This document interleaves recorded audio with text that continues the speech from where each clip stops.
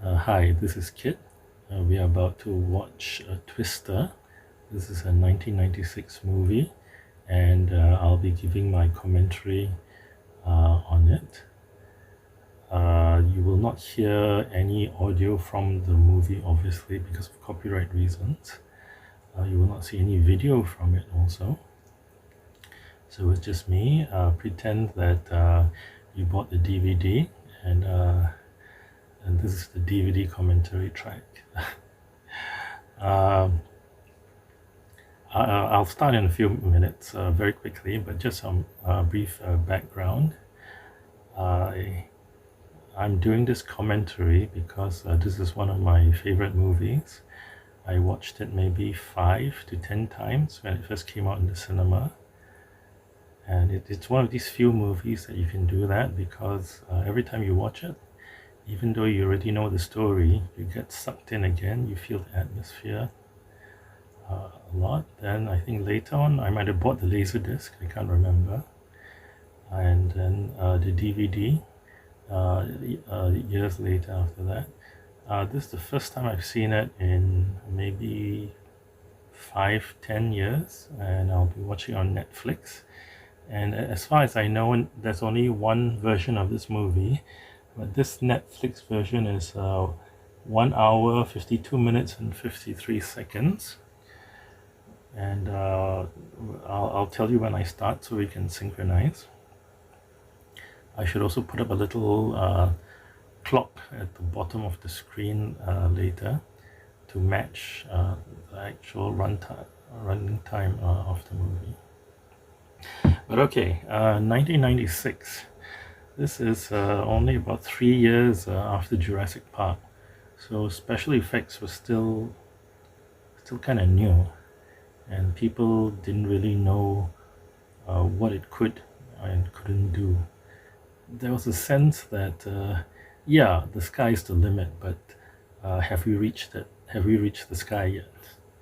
So Jurassic Park certainly pushed the limit, and Twister, with the tornado effects, the wind and cloud effects, also pushed the special effects in another direction. And the people who saw it were totally blown away by it. We haven't seen anything like that before. But it's more than that. It's also the story. Not very well known, but this was also written by Michael Crichton. And unusually for him, he wrote this as an original screenplay. And I actually read the screenplay. They sold it as a book, and I was a huge fan of Crichton and of this movie, so I actually bought it and read it. He wrote it with his wife, I think. And yeah, so it didn't start off as a novel like Jurassic Park. It started off just as a screenplay. There is no novel, unless there's a novelization based on the script. I don't think there is. And uncredited two script doctors. One of them is Joss Whedon, and he's supposed to have written especially the dialogue for Philip Seymour Hoffman's character, made it punchier and very hip. And yeah, you can tell this is Joss Whedon's kind of dialogue. And the star of the show, of course, is Helen Hunt in her prime. She's very expressive here. I'll point out a few of the really good moments with her. But okay, more of the background. The budget, the production cost of this movie is listed as about 100 million US dollars, and it grossed about 500 million. I think more now with revenue from Netflix and so on. But it's listed as $500 million. And the rule of thumb for Hollywood is that a movie needs to make 2 to 3 times its production budget in order to break even, because there's a lot of marketing costs, and of course revenue from the ticket sales, not all of that goes back to the production company, the studio, because the theaters, of course, also take a cut. So, assuming that it takes 300 million to break even, they made 200 million from 100 million investment. So, yeah, wow. And they deserved it. I mean, this is a really a good movie. It was directed by Jan de Bont. This is only his second movie. In total, he's only directed 5 movies. His first movie was Speed, the Keanu Reeves movie, which was an amazing movie also. Fantastic script. Also a huge box office success. So if your first movie is Speed, your second movie is Twister. I mean, wow. Unfortunately, his third movie was Speed 2, which was a commercial flop. I kind of liked it, but it was a flop. And his last movie was, his fourth movie then was The Haunting, or something like that. I haven't watched it. I don't know anything about it.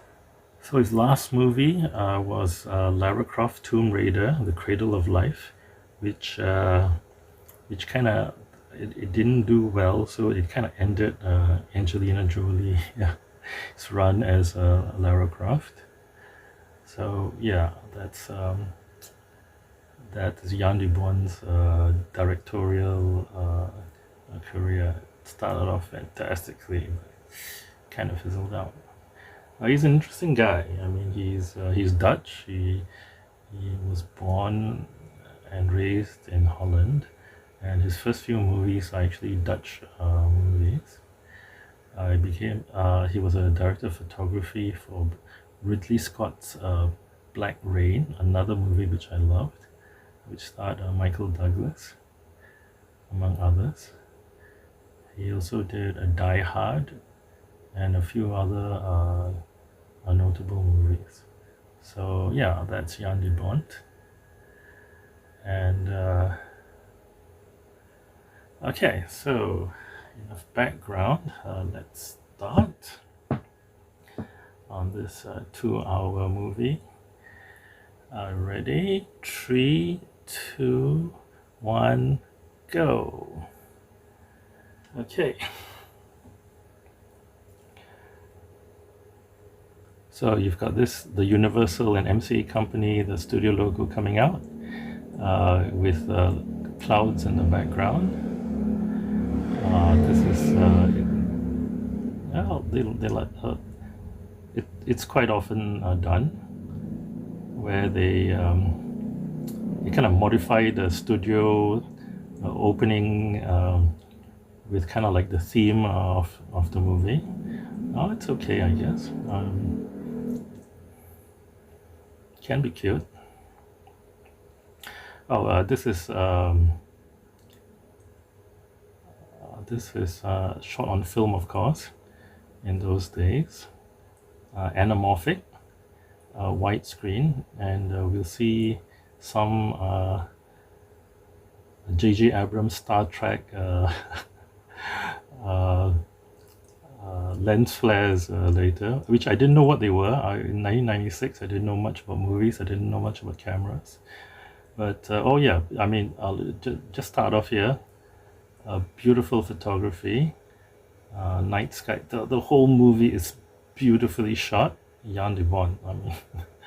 Okay, lightning outside the farmhouse. I start wondering how they did that. Carbon arc lights, I don't know.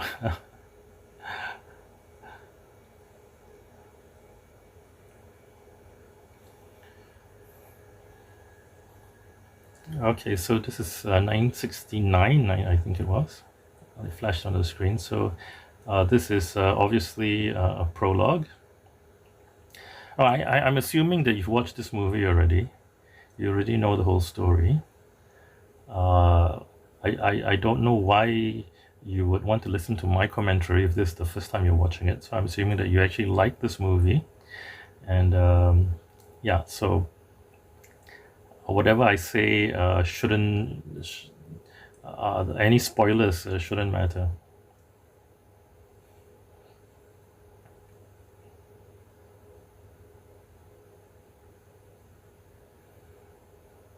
F5, nice foreshadowing.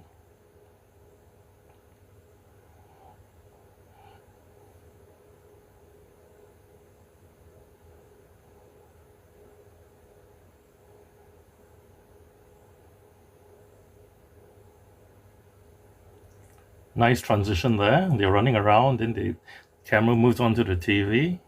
Announcer talking about the tornado.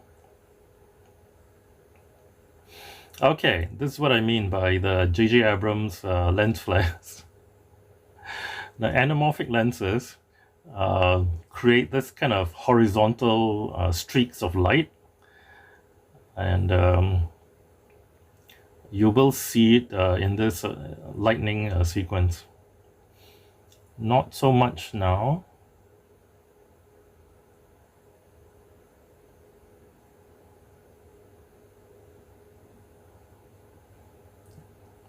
Okay, nice bit of tension there with the dog. Shows you how dangerous the situation is.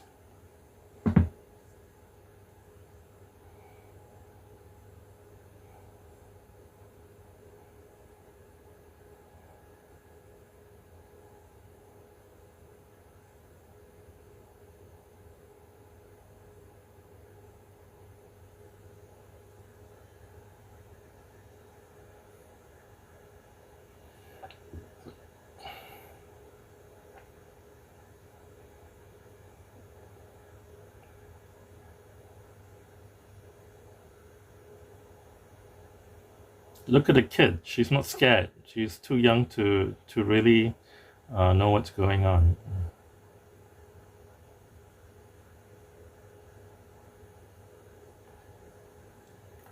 Very nice special effects shot there of the father getting sucked out.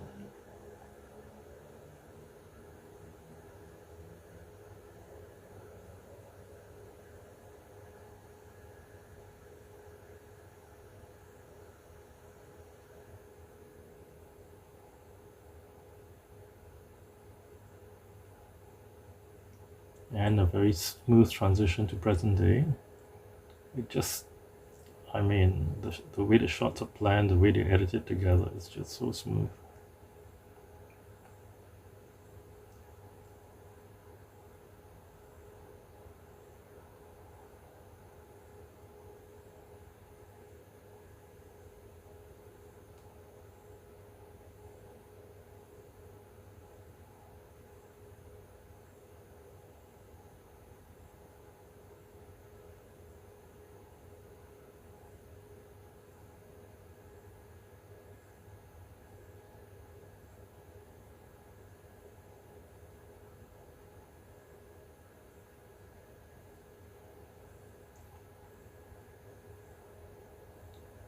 And helicopter shot zooming in to meet the car.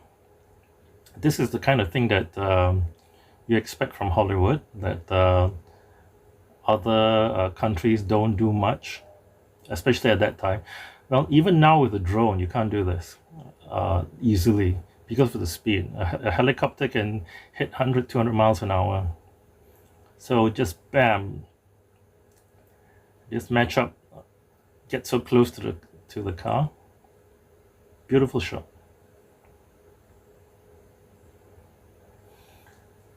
It's kind of like a standard convention in Hollywood movies.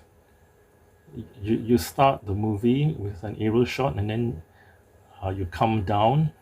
It's like you're from afar. You come in, and then you enter the scene, and then the movie ends with the opposite, right? The camera's at ground level showing the characters, and then the camera moves up and goes away to show the end of the story.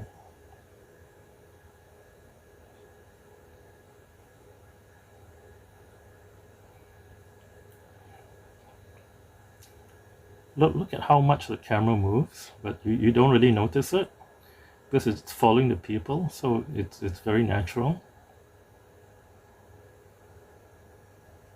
PR is a pulse repetition frequency. That's for the radar.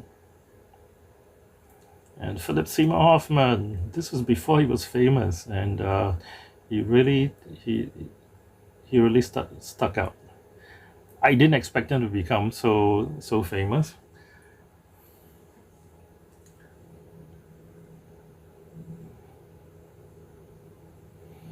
So all these are like very short uh, character introductions. You know that these two guys are the kind of like the navigators.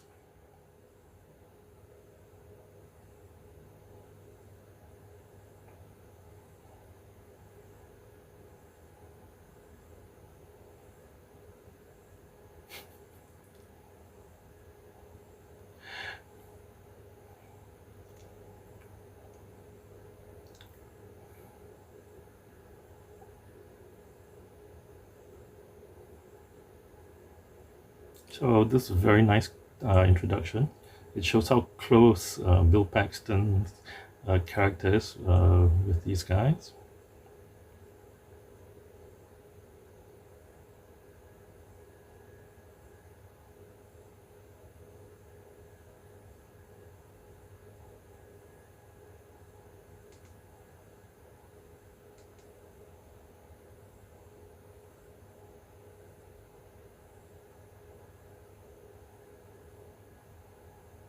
So you've got this cute little running gag about I'm not back, like Escape from New York. Snake Plissken people keep on telling him, "I thought you were dead." It's kind of cute.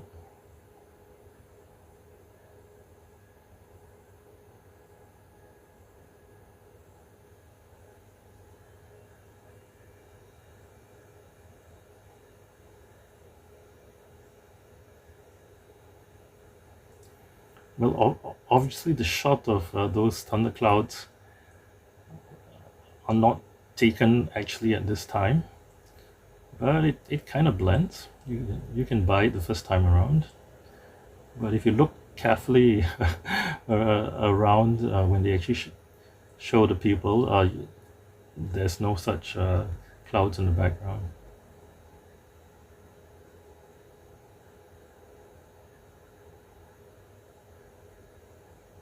So that shows Helen Hunt's character, how technically capable she is as a team leader.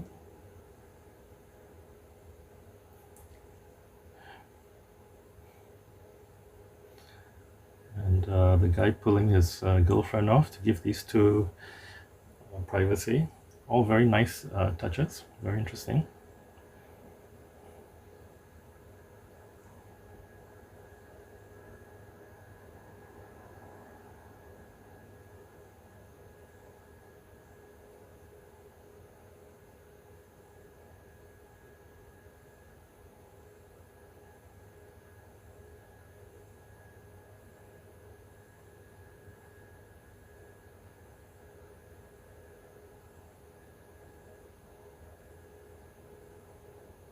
So you can see Helen Hunt here being kind of hurt that Bill Paxton is asking her to sign the divorce papers and she's hiding it. All this is very nicely done.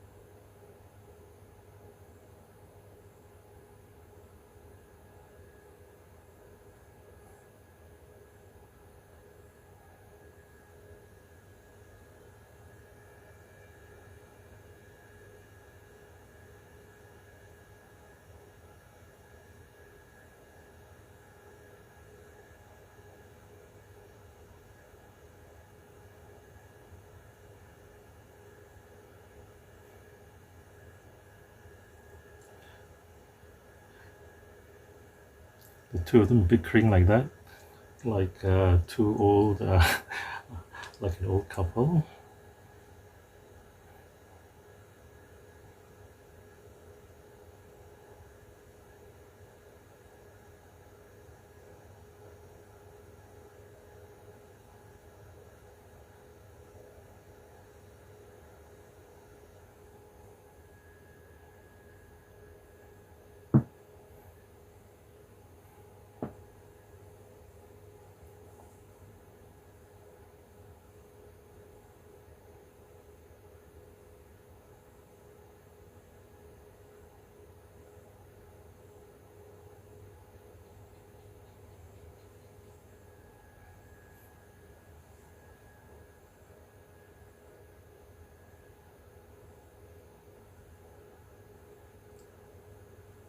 I wonder if they needed to get copyright permission to use the name and the painting of Dorothy.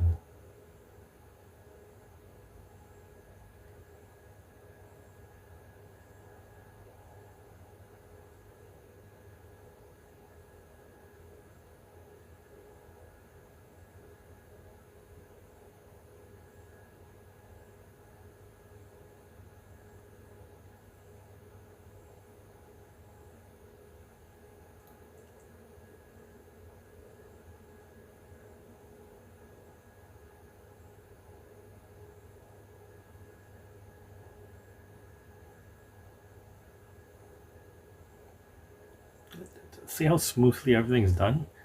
They, they move from the divorce papers to introducing Dorothy, and now they have the excuse to explain to the audience what Dorothy is about, because they're explaining it to his fiancée who doesn't know.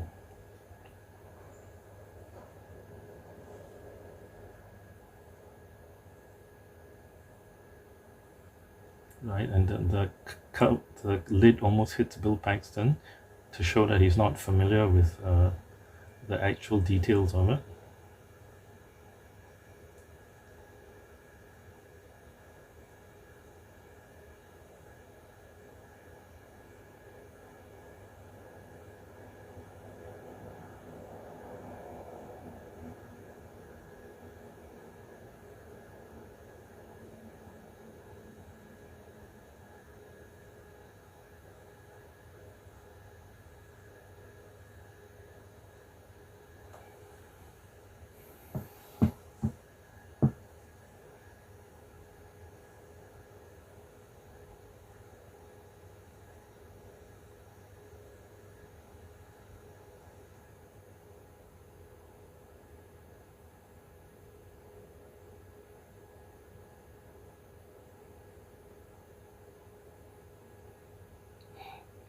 Oh, Philip Seymour Hoffman being creepy.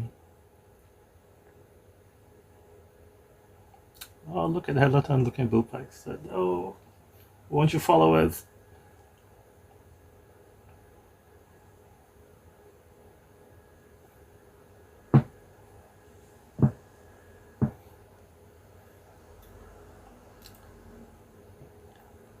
Look how well the music fits. Very cheerful trumpet music.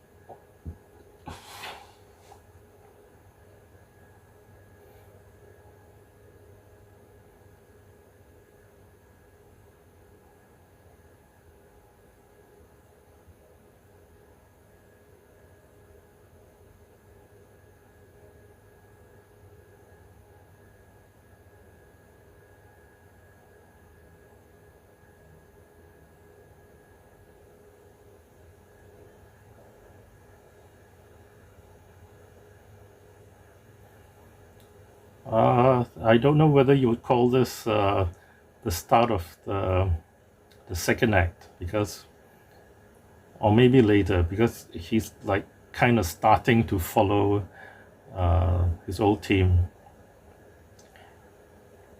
Introduction of the bad guy.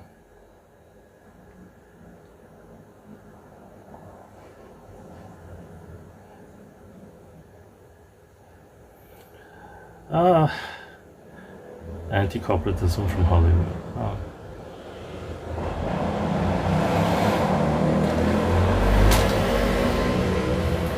But yeah, another smooth character introduction. You don't notice it just fits in into the story.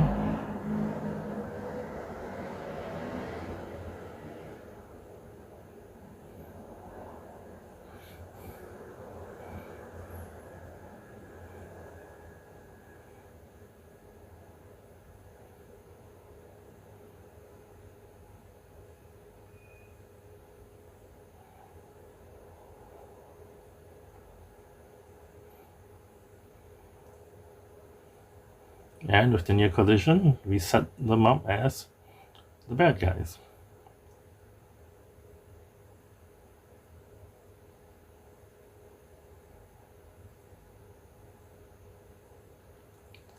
Look at how Jamie Goods looks at the keys and the way she holds it. It's like, it's so dirty. Details, nice details.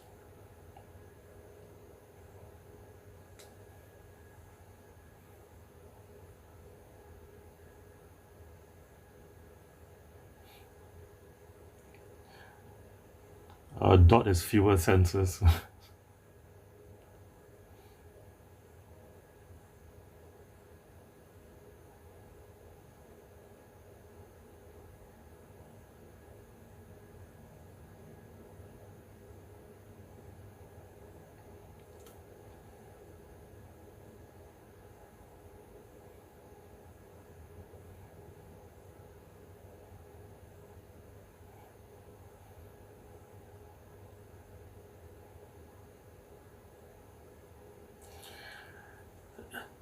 If he was really interested in science, why wouldn't he want other people to use it? I mean, the purpose is to find out about tornadoes, right?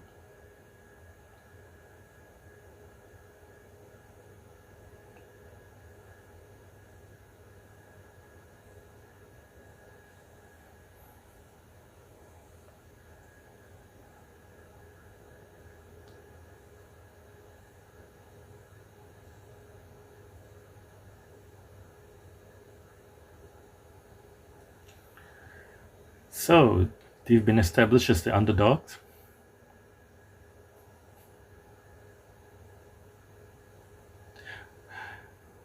You see how his whole older team looks after him by holding him back.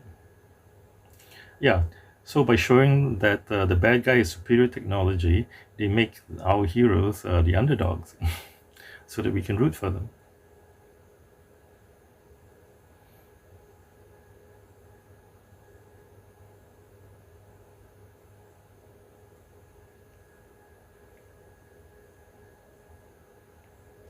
So in script writing terms, yeah, it's hard to tell uh, what's the actual inciting incident and when does the second act actually begins. It's kind of a bit drawn out. I would consider it as when he definitively joins the team and joins them for the tornado chase.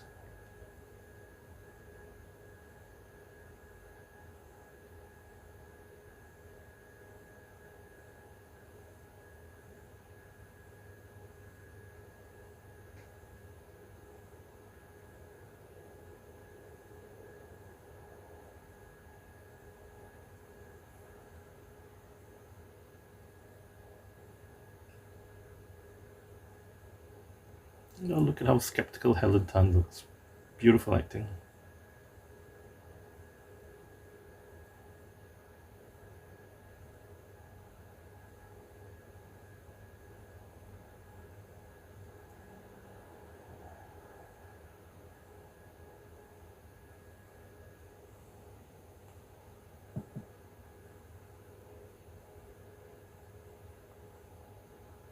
See, Jamie Gertz, she's the audience proxy, the audience representative.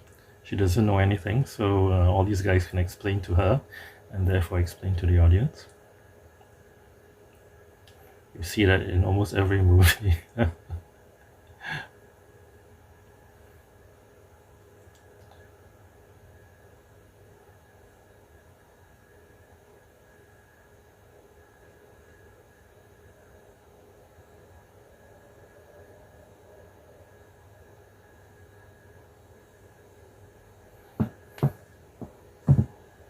Aunt Meg, we'll see her later. Nice foreshadowing.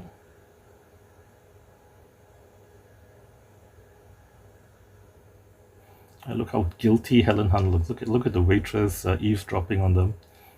So okay, you see the guilty look Helen Hunt gives.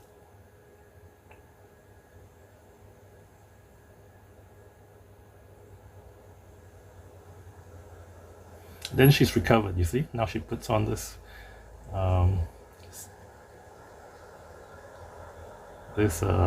what on earth are you talking about face. It's just fantastic acting.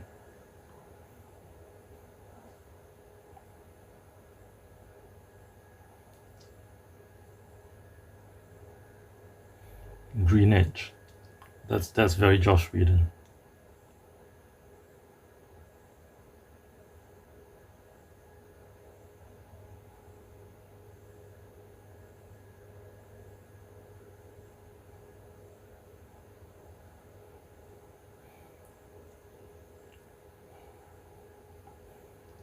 Okay, maybe this is the start of the second act.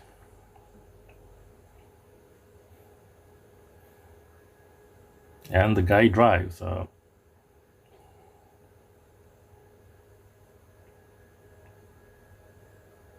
Coffee cups drop off the car. Details, man.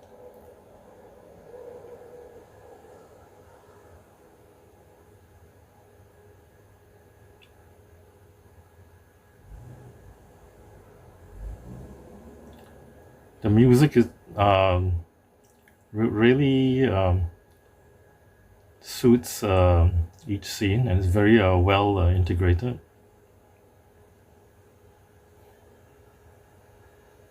Notice how the sound changed, so that it sounded like it was coming from the loudspeakers outside the truck.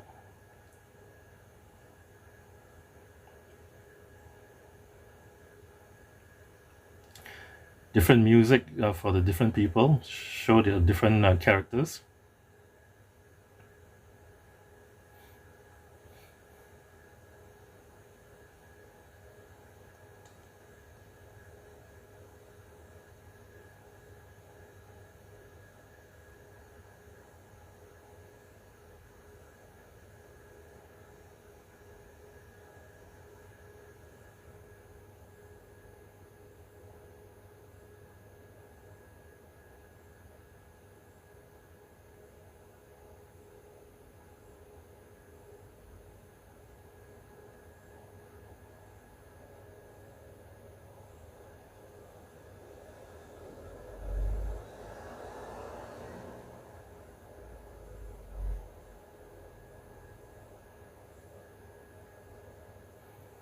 And we're back to the old bickering couple who know each other so well and know how to push each other's buttons. Look at the innocent face that Helen Hunt puts on. When well, actually, she's the one pushing his buttons. He doesn't really know how to push her buttons.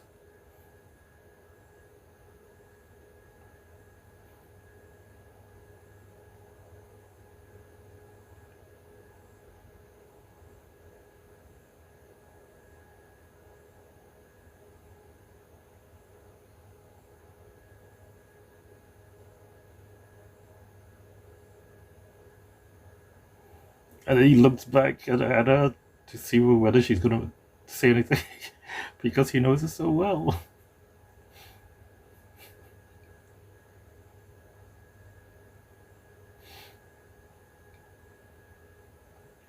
pushing his buttons.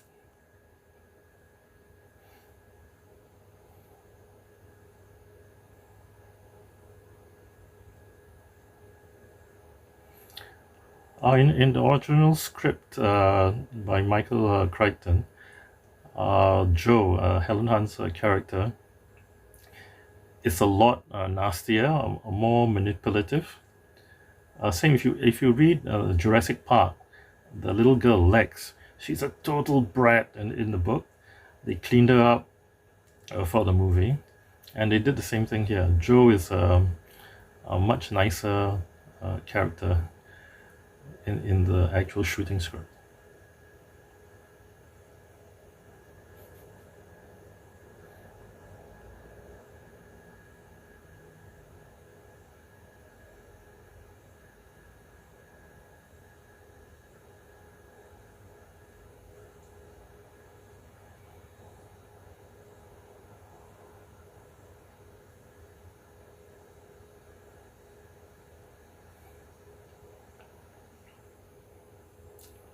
Look how well lit the interiors of the cars are. I mean, it just looks beautiful. I mean, even compared with today, you don't always get such nice looking car scenes. And this looks like they actually did it on scene. It's not a process, it's not a fake projection or CGI background. Well, of course, they would put the car on a low bed trailer or something. They're not actually driving it, of course. Or they might have a driver hidden or on top of the car somewhere.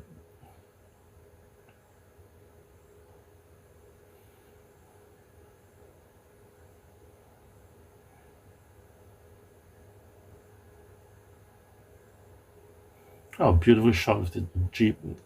It's rear, and then the camera moves up, you know. Wow. They put a dolly or crane on a vehicle.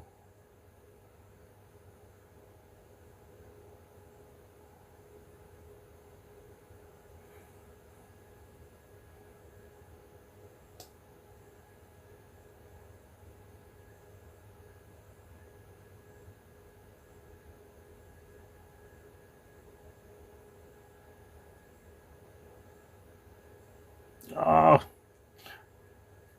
whoa, pushing his buttons.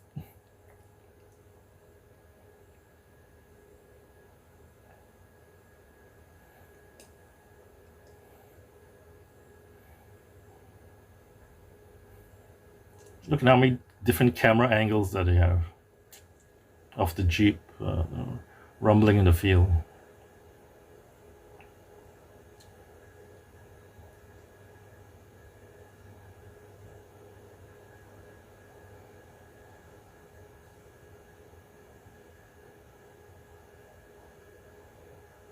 What's that, helicopter shot of the Jeep? It's so well integrated, right? The special effects, the tornado with the Jeep.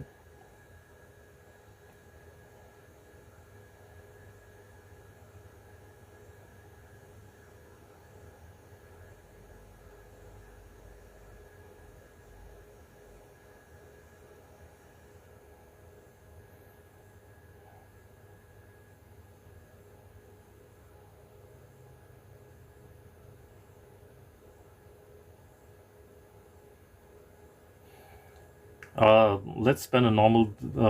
Why can't we spend a normal day together? That's obviously ADR, recorded later, additional dialogue recording.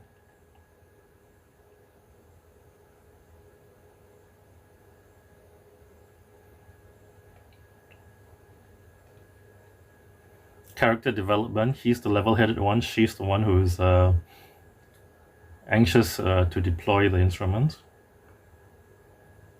And she's got this thing about the tornadoes, right?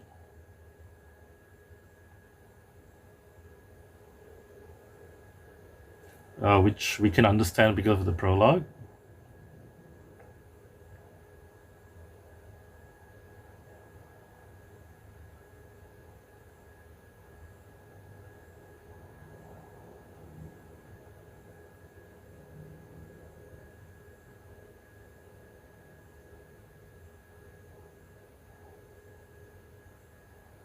Nice details, right? Show you the power of the wind through a close-up of the planks getting pulled out.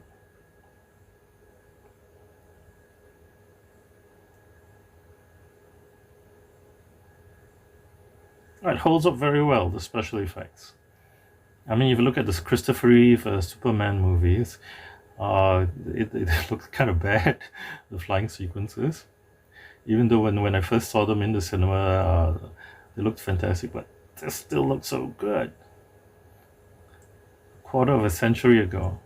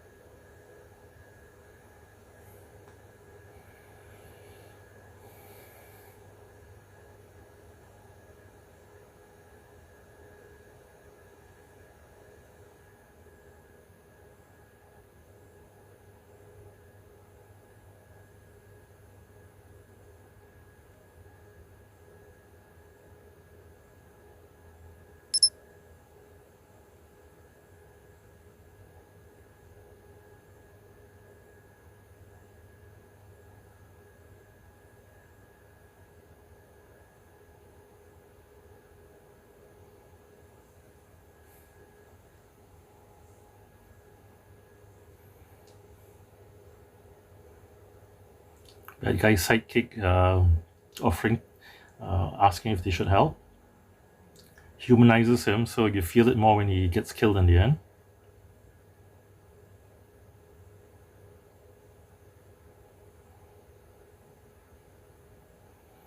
Helen Hunt kicks in the window, also character development. She's not dainty, she doesn't use a crowbar or anything.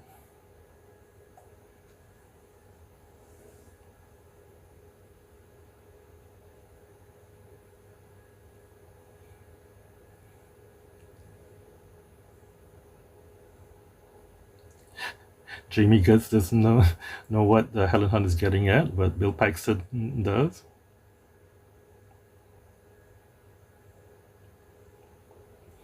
Okay, this one confused me because I didn't realize that you could take the cover off the bed of the truck, so it just looked like a different truck.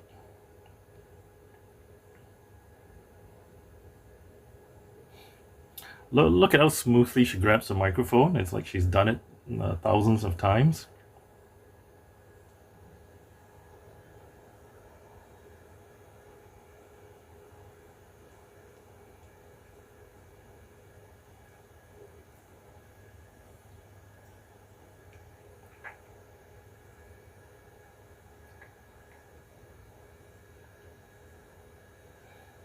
I noticed they don't say over, that's old style. You can tell because when you release the button, there's a squawk, so you know when the other guy stopped talking.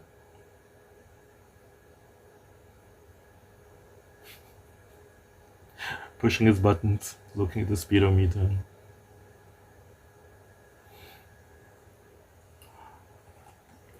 And he falls for it. He knows what she's doing, but he still falls for it. Another helicopter shot. And it's just a beautiful transition, right? To show the bad guys. And they look so sinister, black trucks in a convoy. They're actually a bit too close together for safety, traveling at that speed. Oh, look, the computer graphics, the radar, it looks great for 1996, right?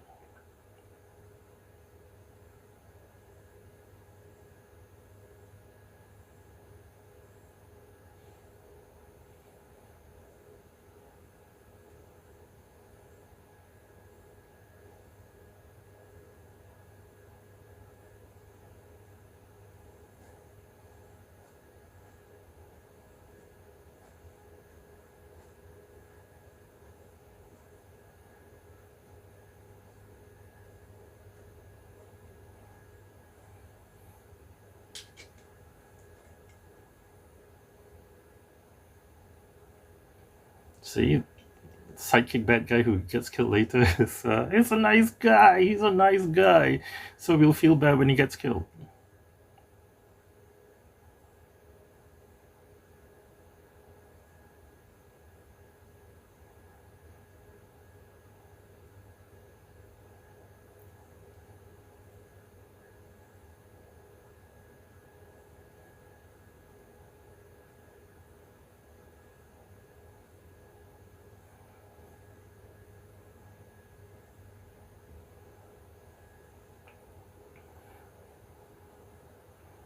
They put so much effort. They've got this low angle shot of the camera on the car showing the wheel turning. They show a close up of him on the car's pedals, driving through the water. Just all in a few seconds. So much effort into that short sequence.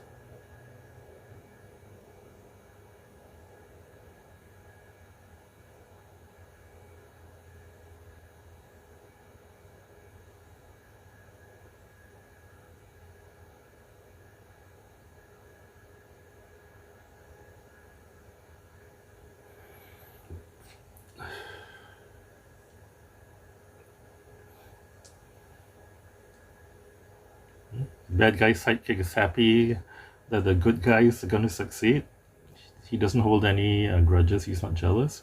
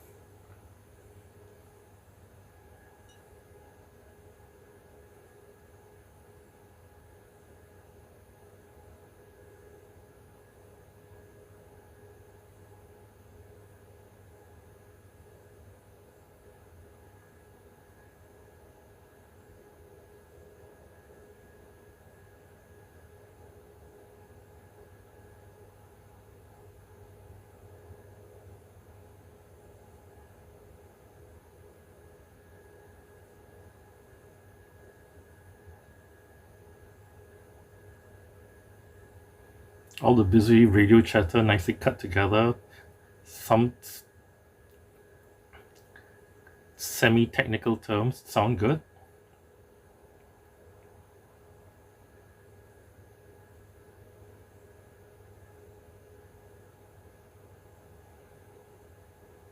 Nice, grand, exciting music, not too intrusive.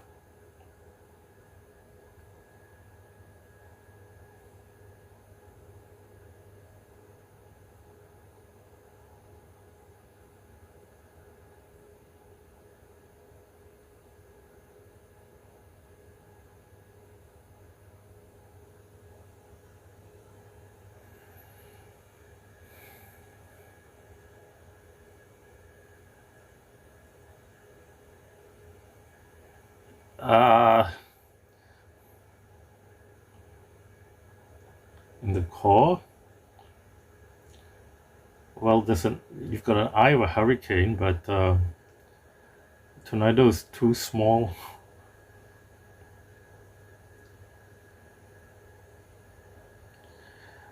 I don't think they can really predict anything about the movement, but it sounds convincing.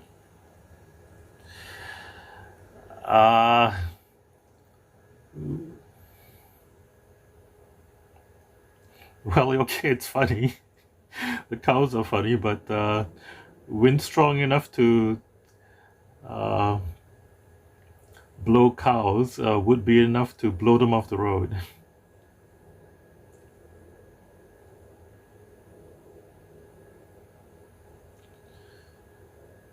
Why go forward towards them? Shouldn't you be reversing?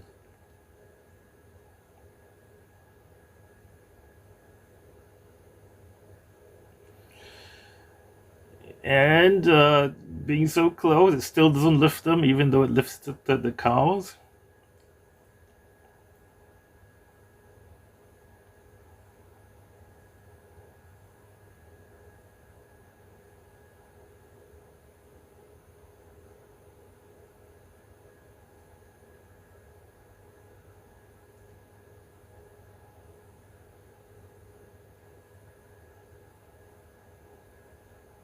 And poor Melissa is scared, and these two are just enjoying themselves.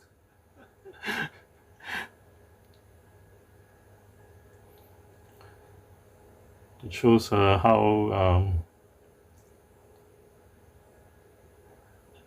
and then you realize, oh, honey. So it shows how compatible Helen Hunt and Bill Paxton are. Well, Melissa's the outsider.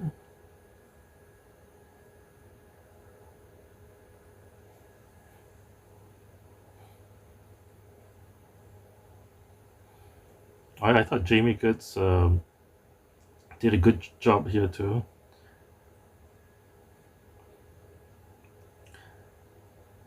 Didn't see much of her after this. She did a lot of TV series, none of which I saw.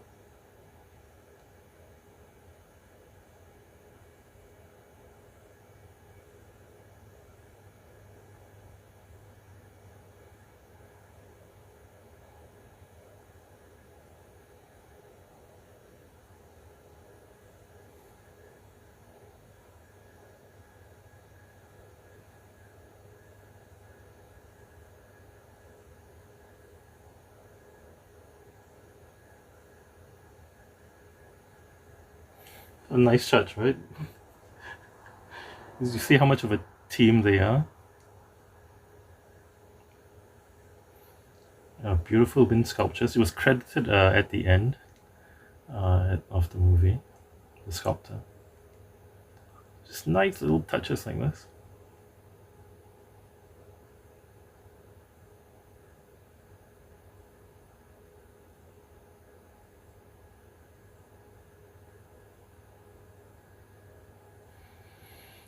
And of course, Aunt Meg is set up so that her house can be destroyed by a tornado later. So you need to introduce the character properly so you feel something when she's in danger later.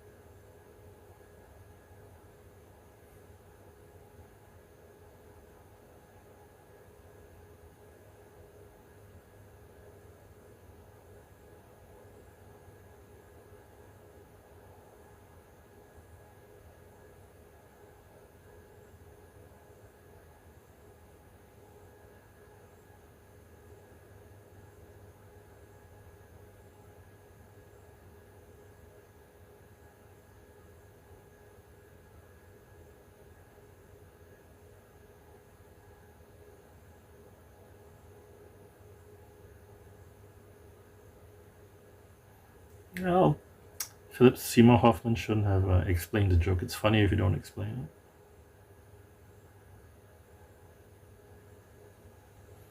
Melissa, out of place.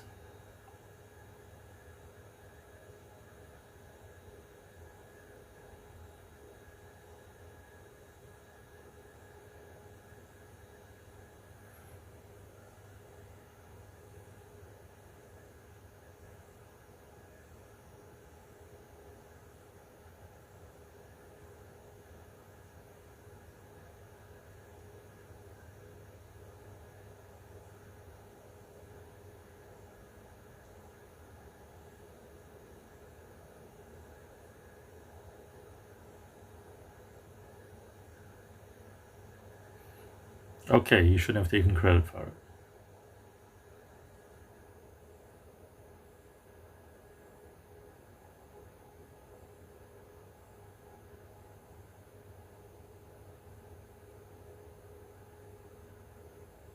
Imminent ruinage. That's Joss Whedon. I'm pretty sure you won't find it in the original script, even though I haven't checked.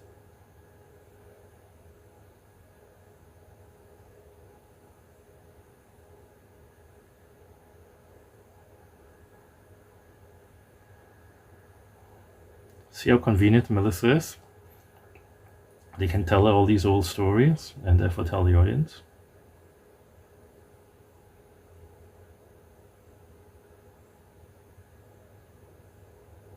Look at her expression.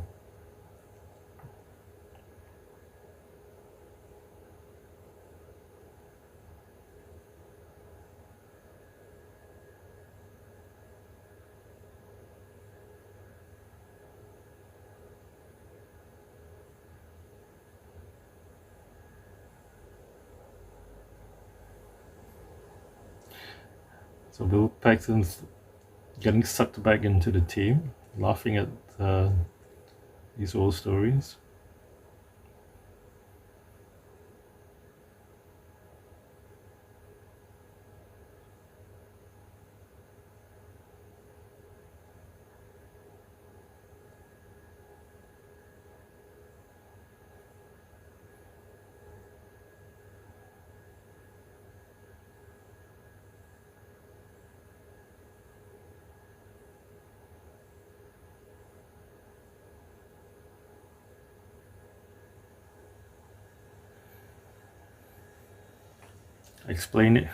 Explaining the Fujita scale to Melissa to explain it to the audience. That's so well done.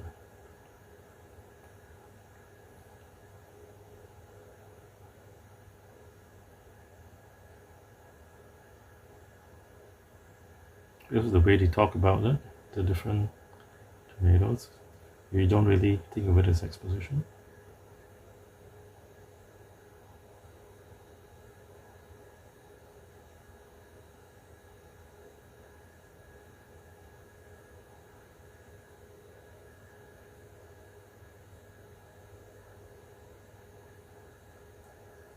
Very nicely done. Only Helen has seen an F5. They all know it. And they know how powerful it is.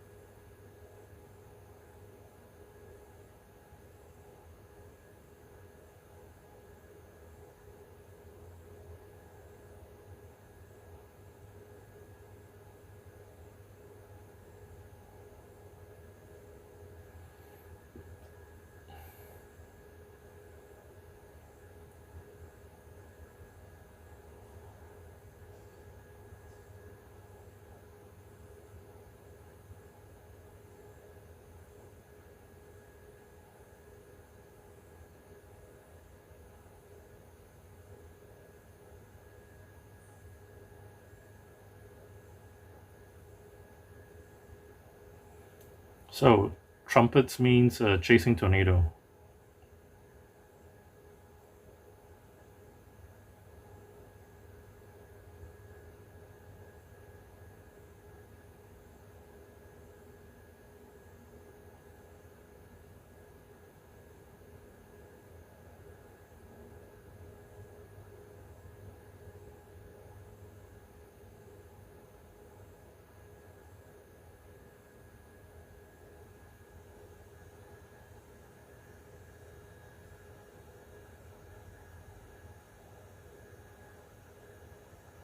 Oh, when the dog comes out.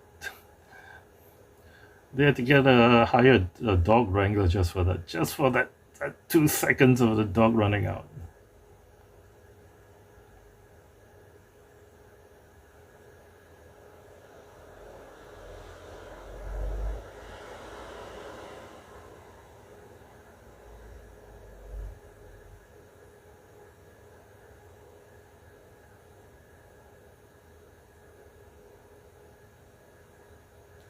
Helicopter shot showing the Wakita water tower.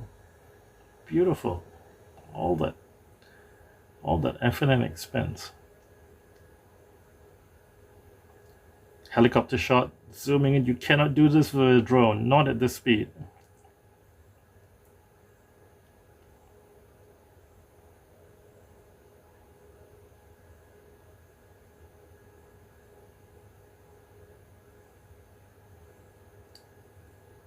Heavy guitar riffs for the rough road. Beautifully matching the music.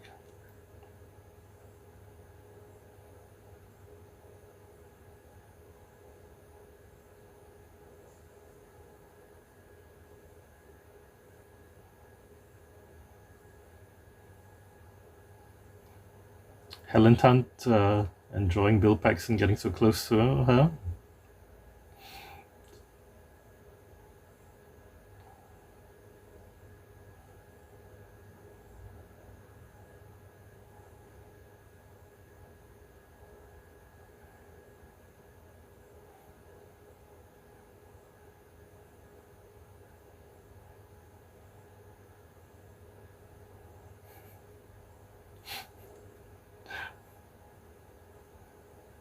Another helicopter shot.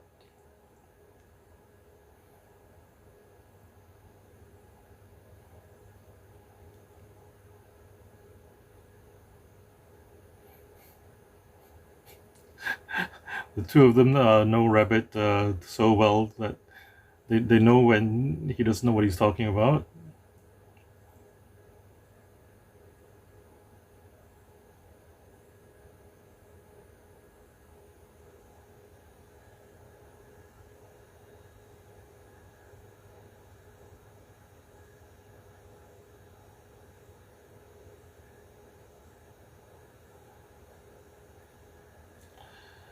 And the good guy's actually at fault here.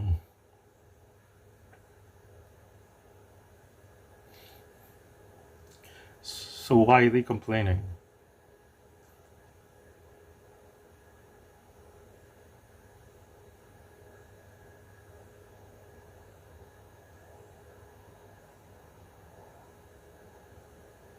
Oh, come on, it was their fault. Helicopter shot.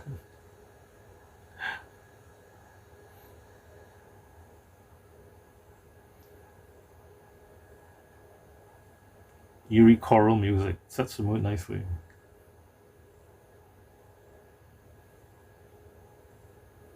I mean, whose decision was this? Was it Jan de Bont? The music? Can't tell.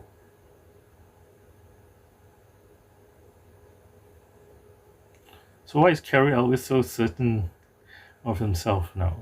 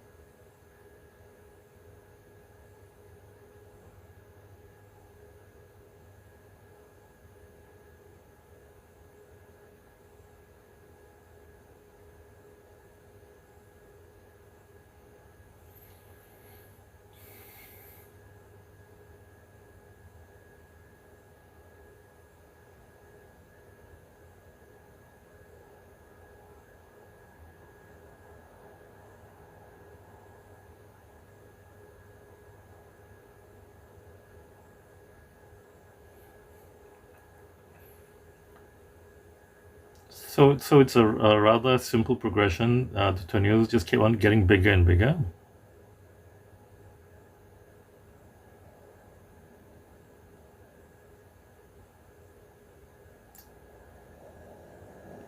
Nice, he says it shows his ugly face.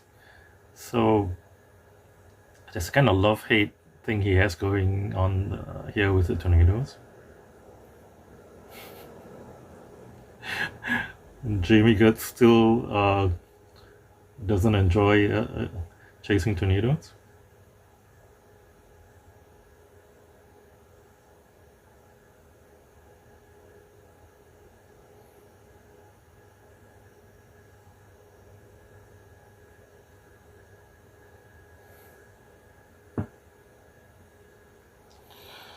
So this is about the midpoint of the movie, and yeah, we're gonna have a big midpoint development coming up. This is kind of standard in Save the Cat story structure. Big reversal or change right smack in the middle of the movie.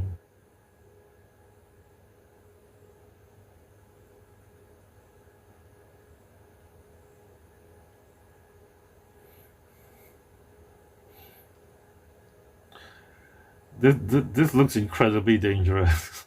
Drive in front of a tornado's path.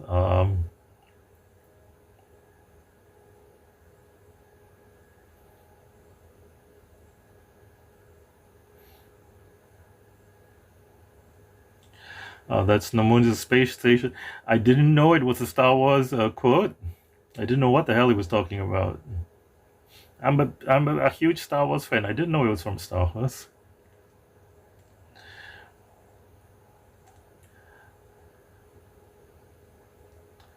For that, their level of technology, 1996, flying some remote controlled airplanes. You can't carry that many. You can't carry that many sensors, but at least it's something.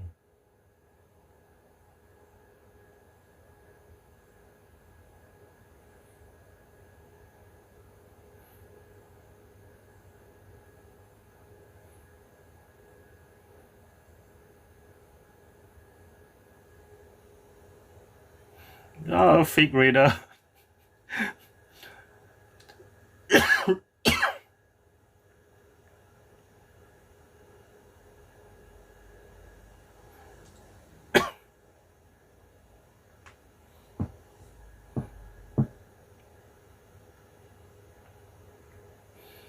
CGI boat looking really good.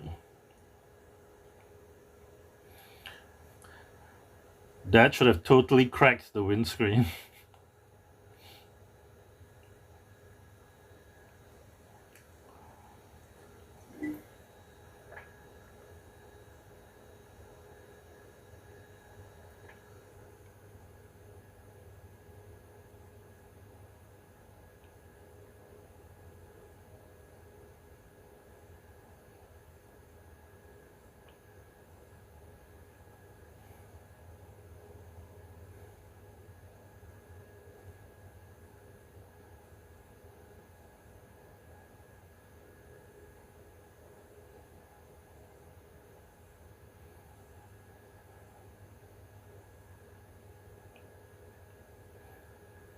I don't see any transformers, uh, so there isn't actually much to burn up on the power lines.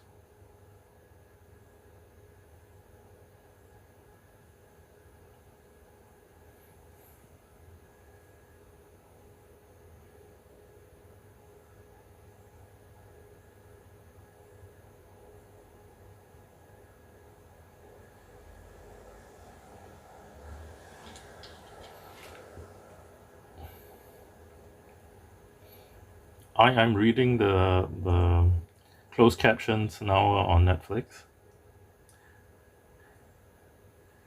Some of the words aren't actually what I thought I heard. He said the cone of silent, or the cone is silent. Yeah, I heard the cone is silence, but the closed caption says the cone of silence.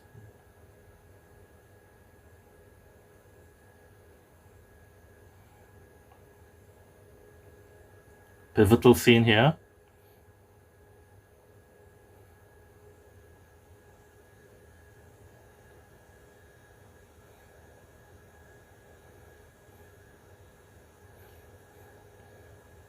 You see how crazed she is, how irrational, how emotionally attached she is to the project.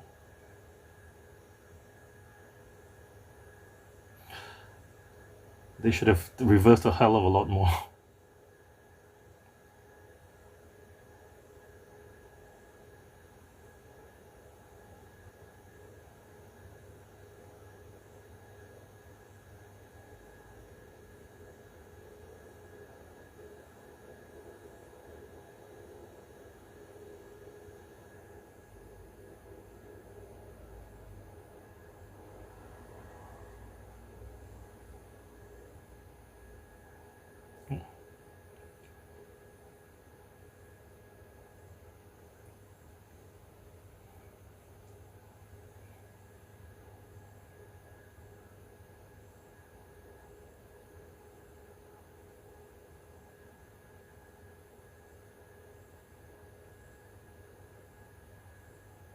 And Jamie Gertz is listening in, carrying an umbrella because she doesn't know what she's doing. She doesn't understand. You shouldn't be carrying an umbrella in such high wind.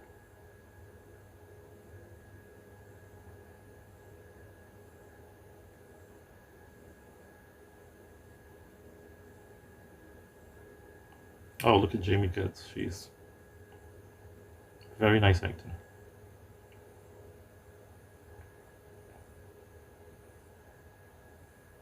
So that was the midpoint. Another helicopter shot.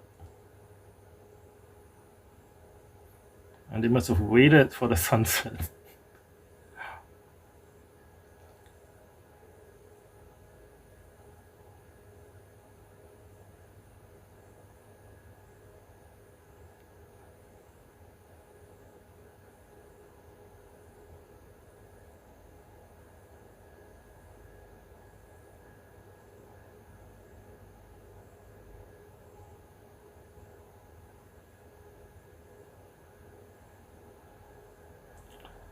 Okay, the drive-in cinema, they are watching The Shining, directed by Stanley Kubrick.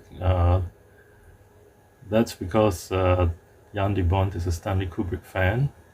In Speed 2, on the TV on the ship, they're watching Lolita, Stanley Kubrick also.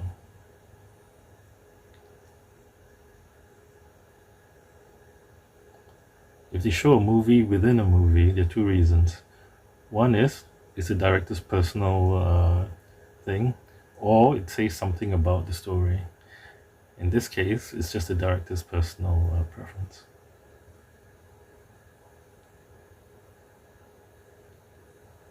Camera keeps on moving all the time, and it looks so natural. It doesn't seem forced or anything.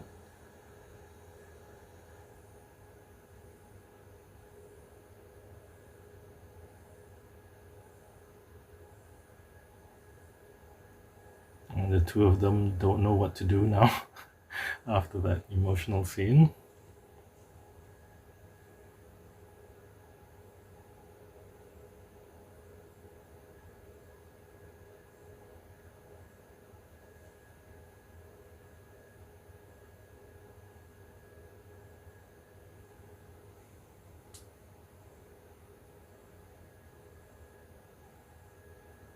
Oh, it's so strange seeing all these huge, bulky televisions.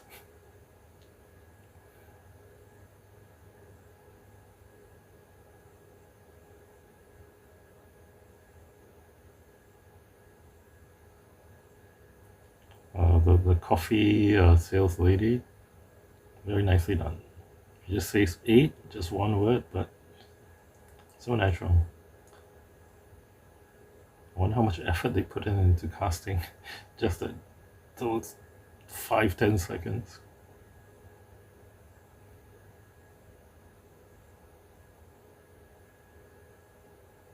And she's decided to go on with the divorce and signs the papers. I don't think this was in the script. That was a long time ago. She was really a lot nastier and manipulative in the script.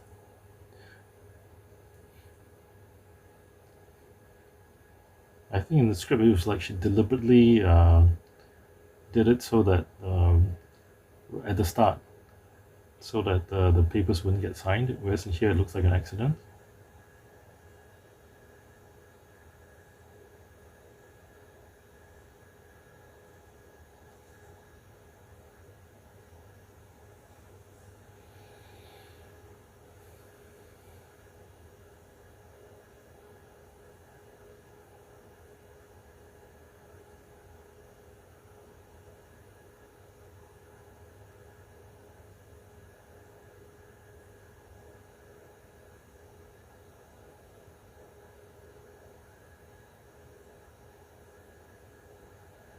I think they used to track tornadoes by the telephone lines that got cut. I'm not sure about that. Don't quote me on this.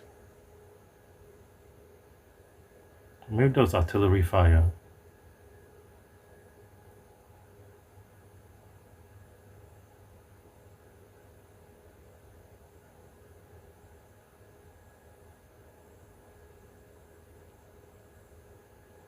And so even now, with today's cheap, very high performance cameras, you could shoot a lot of this, but this is just so well put together. It's not the technical stuff. It's not just the technical stuff.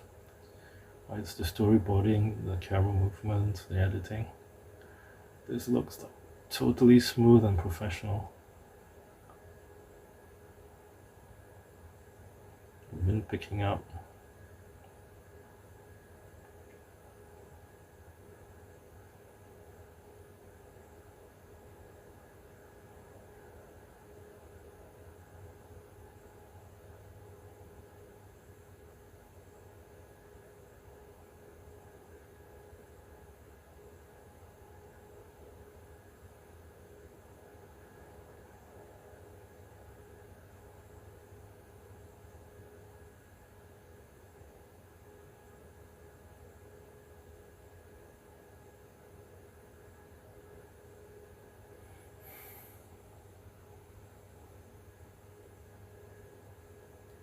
Camera moving again. Very natural.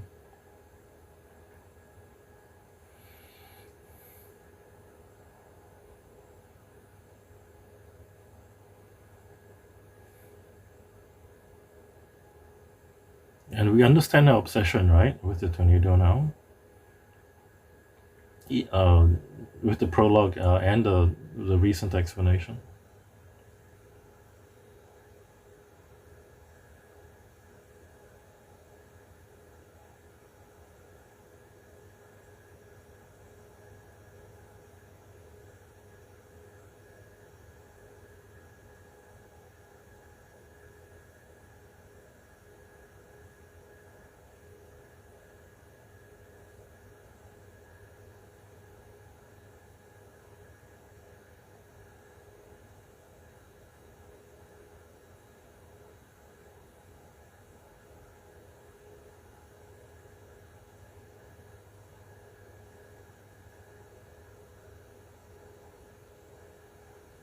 So you see how brave and responsible Joe is without being masculine?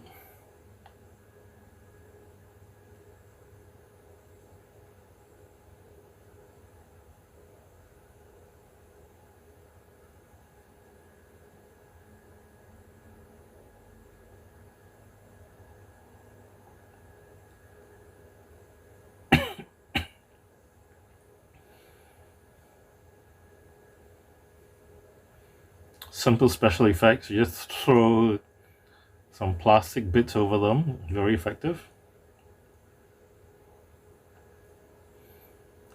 This is a lot harder. The roof falling down.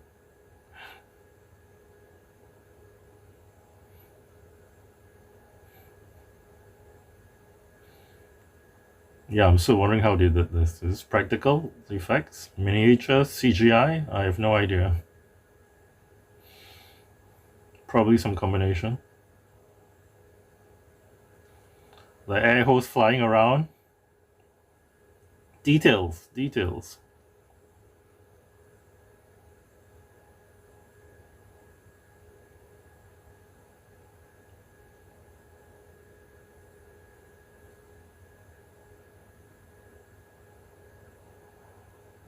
My head sounds ADR, audio recorded later.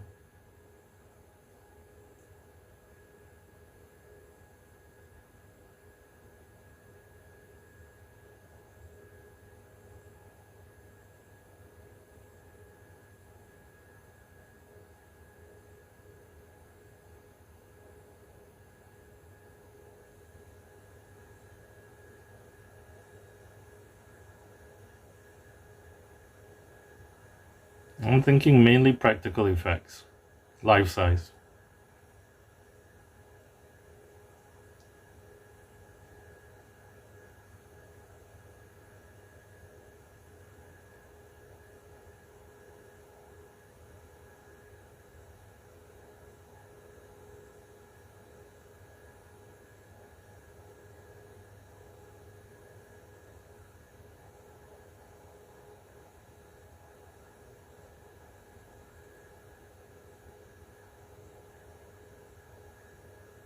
Okay, I don't know what old movie is showing in Aunt Meg's house.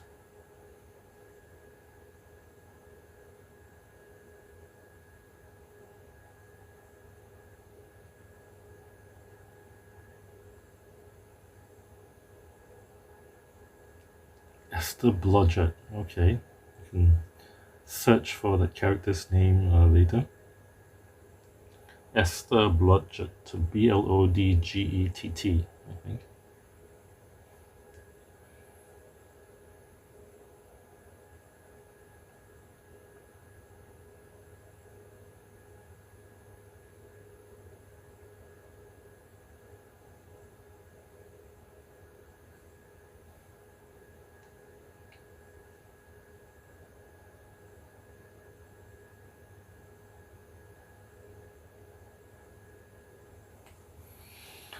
So, question is, why did Helen Hunt's character change her name and decide to sign the divorce papers? I don't know. It does seem to fit. It does kind of make an emotional sense, but I don't know why.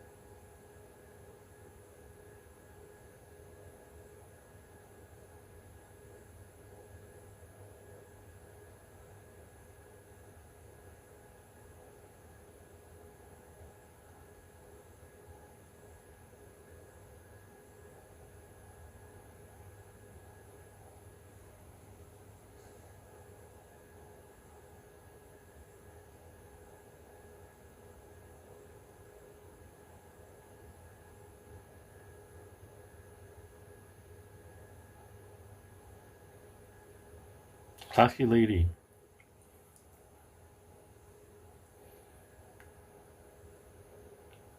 She's leaving not because she was afraid. I think it's because she realized she didn't fit into his his life, this kind of storm chasing life.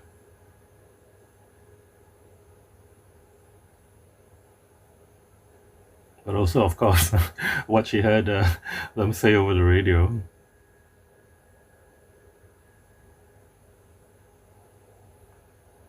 Clever decision. You just show the aftermath of the tornado. You don't have to show the tornado actually going through the neighborhood.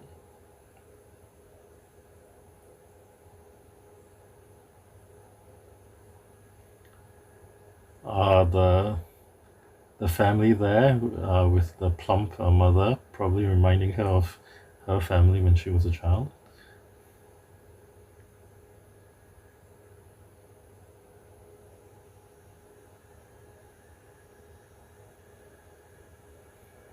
How much did it cost them to create this ruined neighborhood?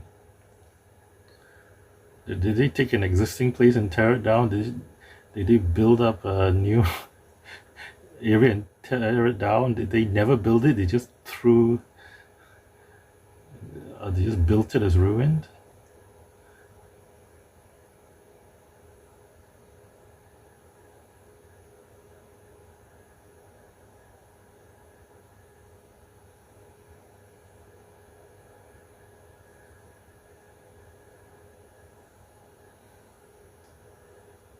Okay, they're probably inside the studio now, I'm guessing. Of course, the whole thing could have been on a soundstage, on even the externals. I have no idea.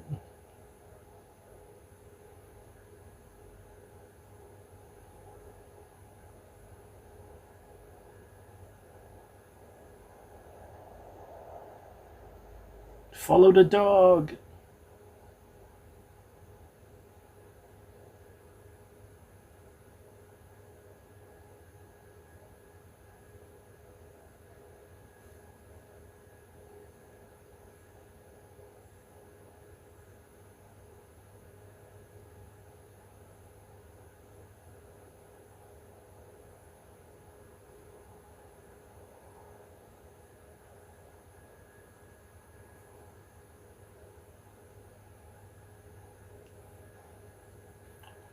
Yeah, those old computer monitors were really heavy.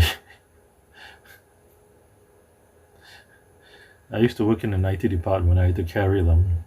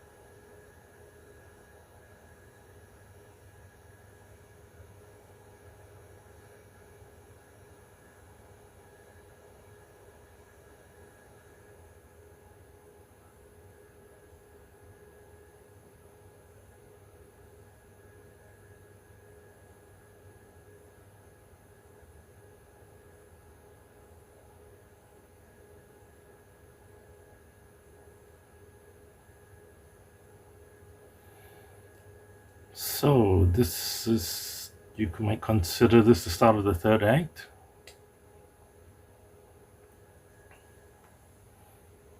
It's like the final sequence now. They're going after the final monster F5 tornado.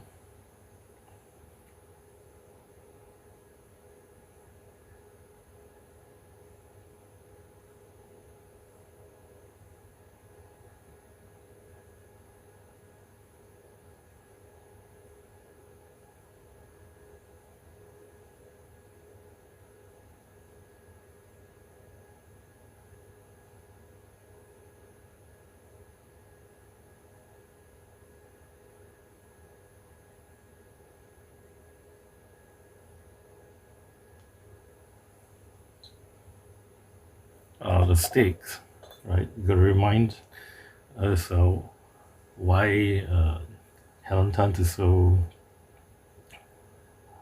manic about getting a census into the tornado to find out. It's for the early warning system. Aside from also her crazy emotional baggage.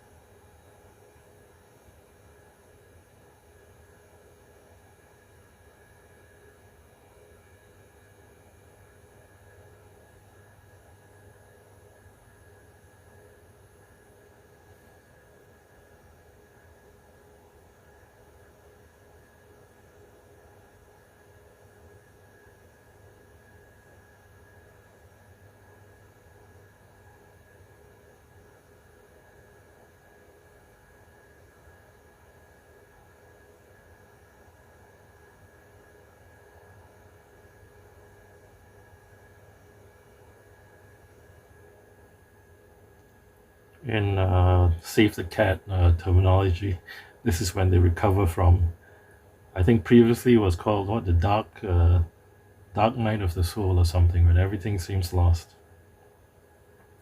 This is where they recover.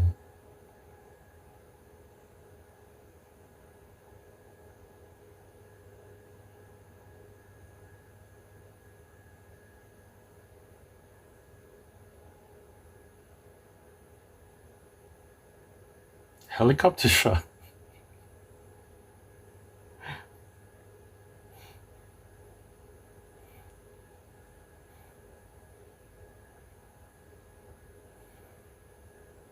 I mean, this movie is aged so well, right? The pacing, the editing, the special effects, the integration of the music. It doesn't look old at all.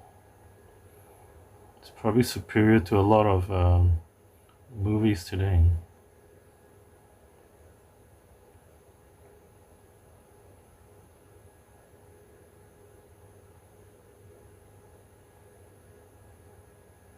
Wow, she cut her head. Oh my god. Details, right?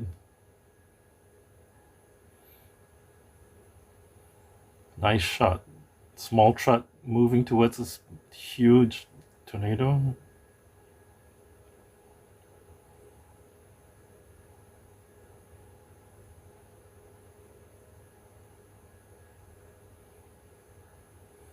And the bad guys. Are those bad guys? Oh no, you know.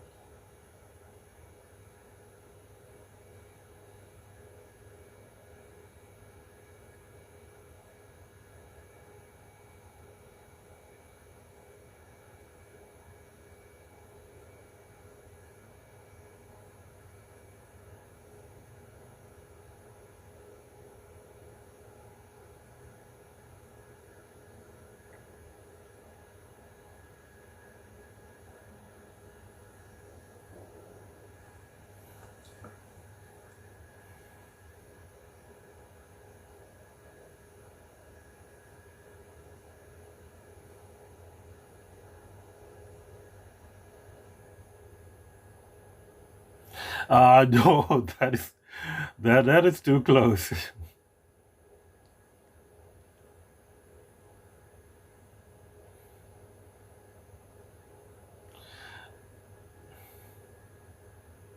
That is way too close.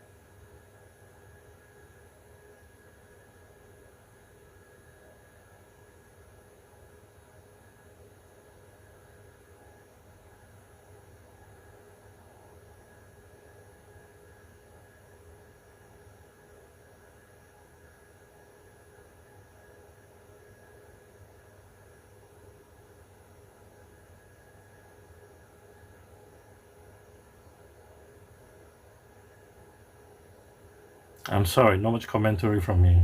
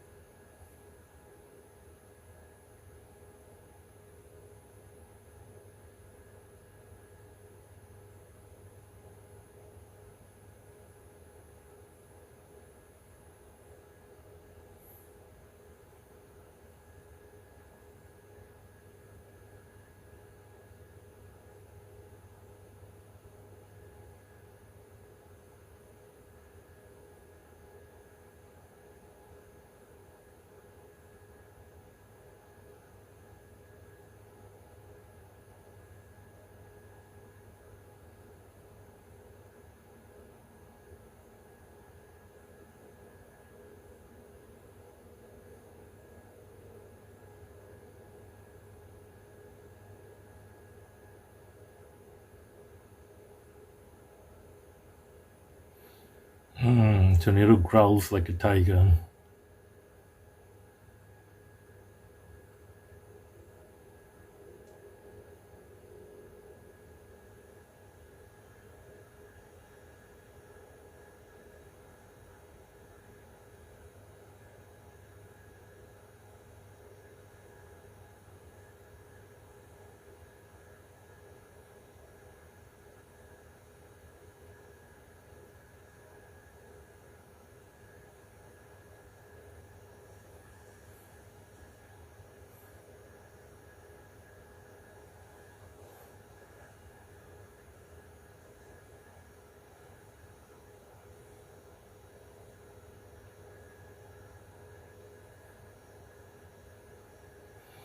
This is the first time I heard it. When I want your opinion, I'll give it to you. I didn't realize it was a common phrase.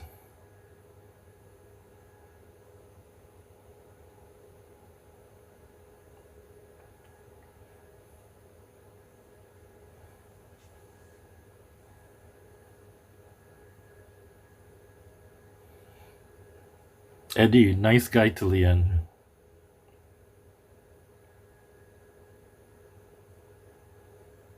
Ew.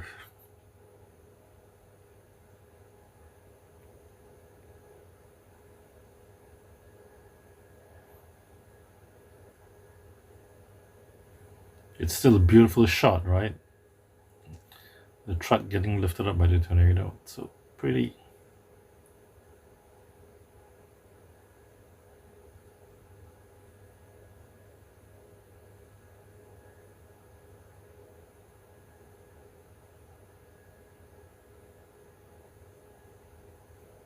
See how nice the good guys are? They try to save the bad guys, try to help them out. And they're upset when they get killed.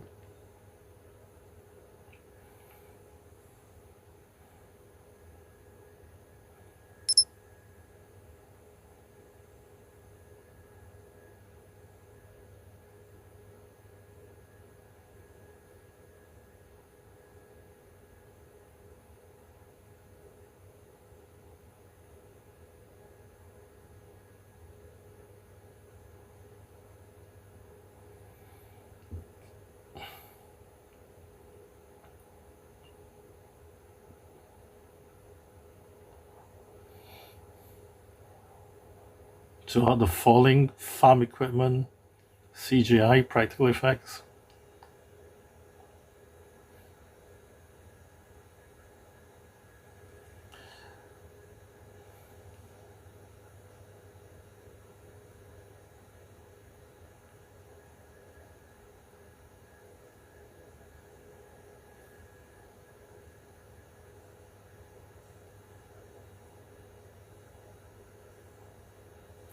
the teddy bear going squeaking when it hits. It's a bit like Terminator 3 when the crane that he's driving hits this I don't know, this huge inflatable thing.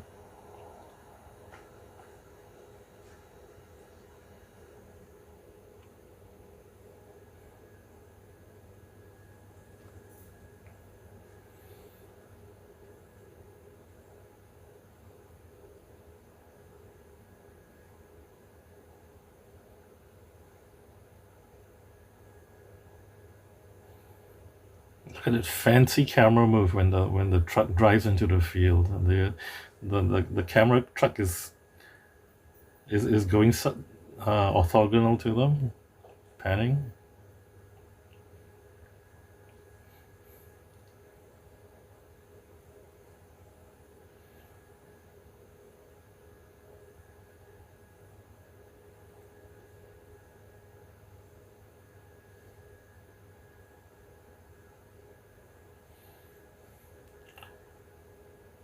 Why can't they just stop the truck? Why do they have to put on cruise control to drive the truck into the tornado?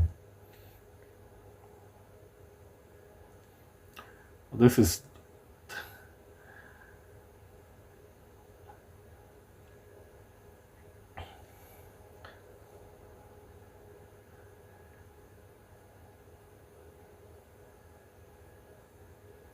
way too dangerous. University would have disallowed this kind of protocol.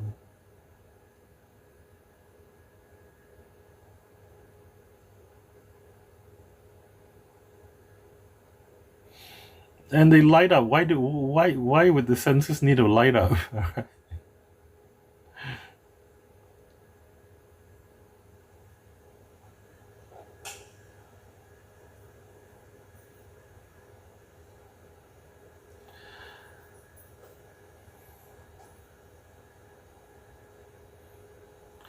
I'm not sure they can get such high resolution information about the position of the sensors. If they do, it's probably radar. I don't think radar is that high resolution. They can. I don't think they can get it from the sensors themselves. So.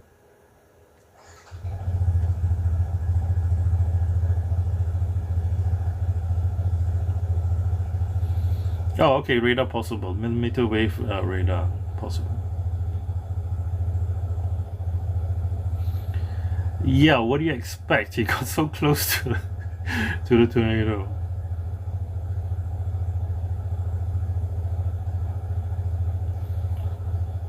Shouldn't you run sideways?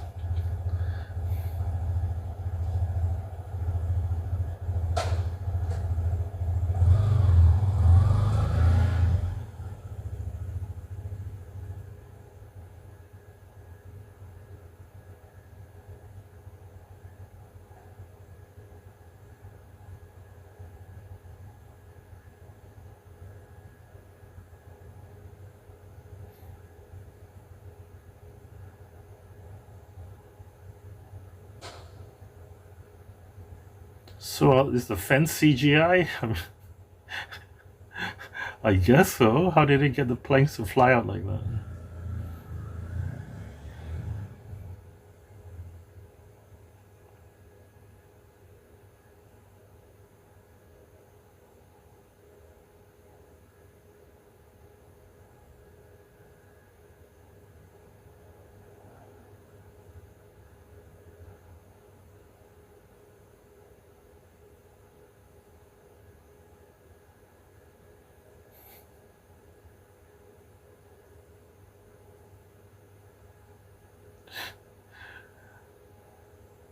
Nice bit of humor there, not out of place.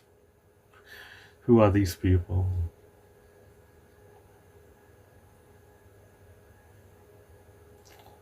So it's not just the effects, right? It's how you still have to frame your shots, and it's beautiful. The way they show the barn with the tornado in the background and them in the foreground.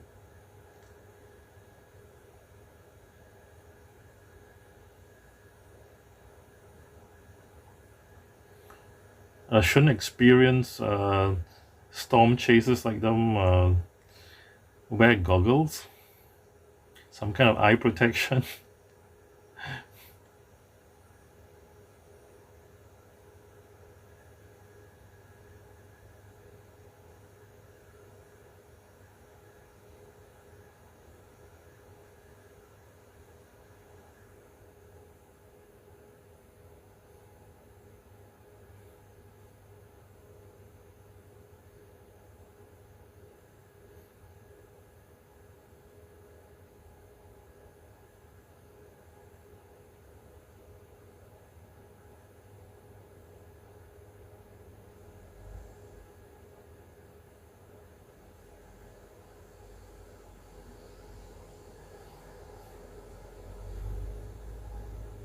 How does he know the pipes go down 30 feet?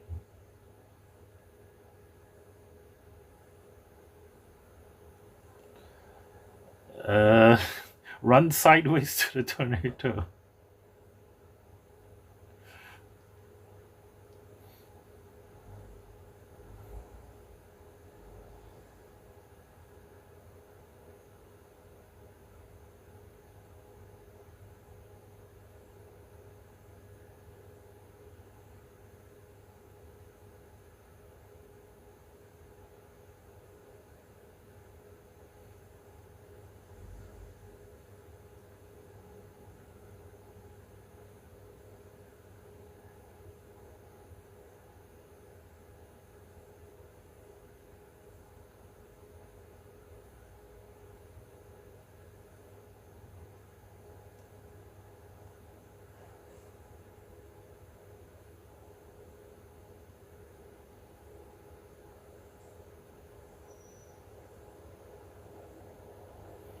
From the music, you know that you're not in any danger.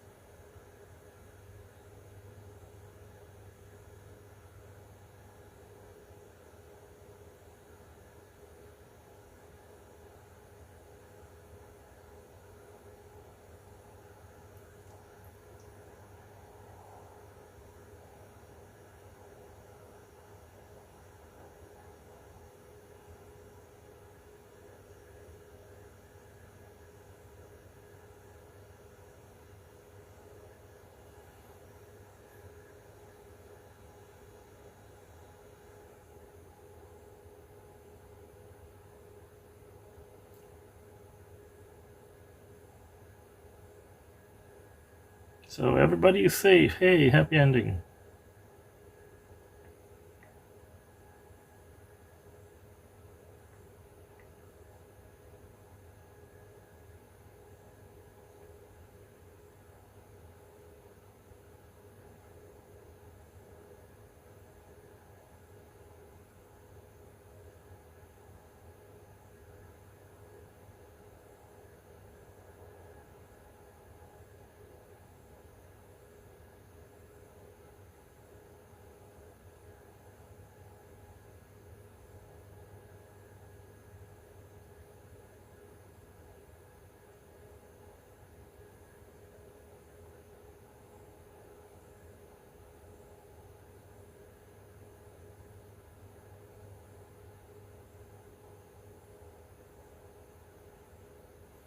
New, new warning system. They don't know what the data says yet.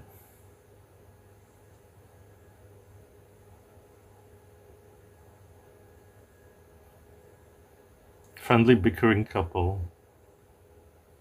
Nice ending.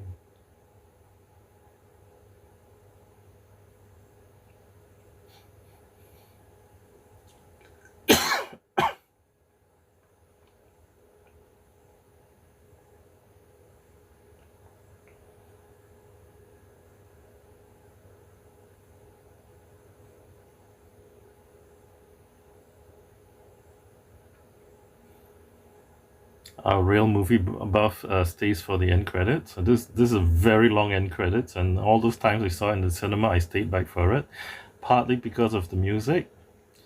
Eddie Van Halen on electric guitar,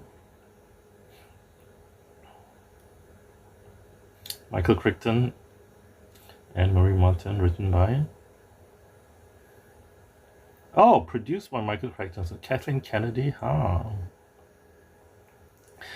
The Kathleen Kennedy, the one all the Star Wars fans hate now.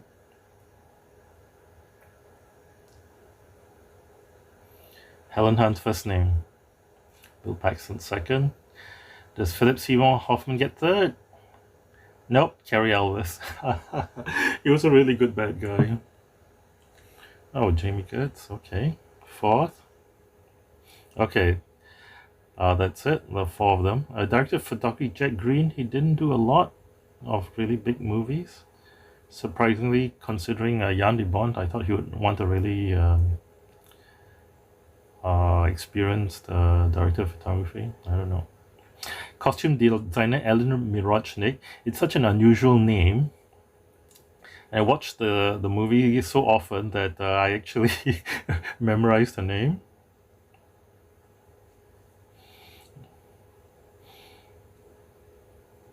Yeah, okay. The electric guitar now, Eddie Van Halen. Respect the Wind.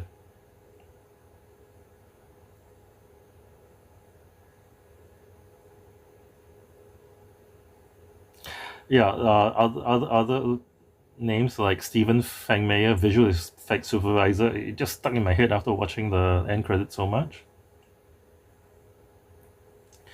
But not a lot of the other names. Okay, first camera assistance, second camera assistance, space camera. Okay, so they only ran with maximum 2 cameras at one time. Nowadays, you can see people with 4 or 5 cameras.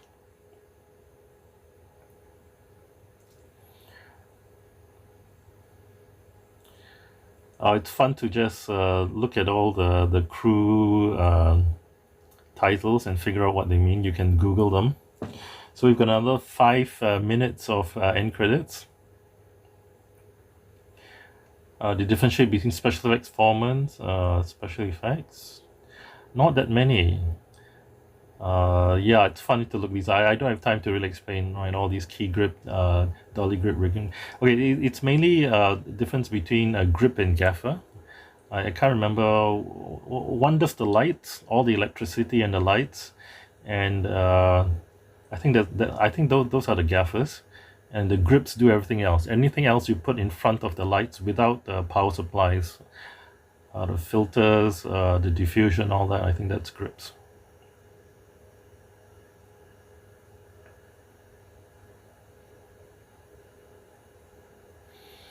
Only one guy for first aid. Oh, they have a weather consultant. Catering, okay. Second unit. Second unit is a whole. They also got 2 cameras for the second unit. Second unit takes all those shots without the main actors, like the cars traveling along the road from all these helicopter shots without the actors inside. All that second unit. Okay, Foley, that's the sound effects. You put an ADR mixer. So ADR is when they do, they record the dialogue later and sync it with what they shot earlier.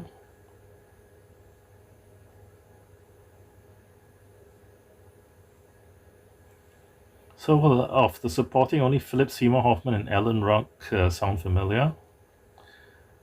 Don't know who the other guys are. Jake Busey, mobile lab technician. Is that the other Busey's son?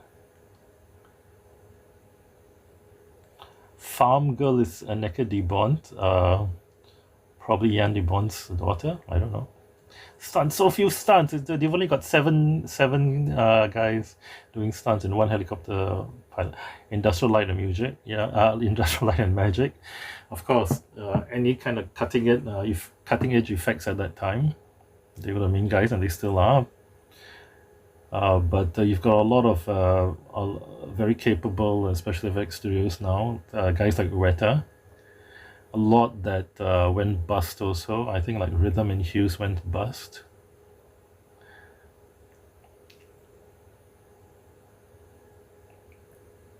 Rotoscope is really boring. That's when I think they trace out the outlines of the characters to separate them, so you can composite, add them with other backgrounds later. Computer graphics by banned from the ranch. I guess they're doing all the on-screen computer stuff. Computer system, Silicon Graphics. I think Silicon Graphics is no longer with us. Okay, thank you. State and producers wish to thank State and Governor of Oklahoma, Iowa, Earthwatch Communications, the channels of different those are like, I guess, real TV stations.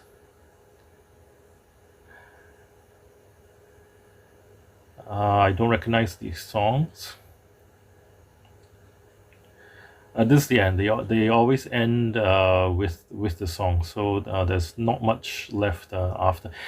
Surprisingly short credits. I remember it being a lot longer, and especially by today's standards, you'd see like 100 special effects guys. Lisa Loeb. Oh, okay. Ennio Morricone. Respect the Wind, the last one, written and produced by Edward Van Halen and Alex Van Halen, performed by Edward and Alex Van Halen. Kinetic Sculptures, The Wind Sculptures at Antmec by O. Evan Lewis. Panavision, Technicolor. This is all very standard for 1996. And we come to the end.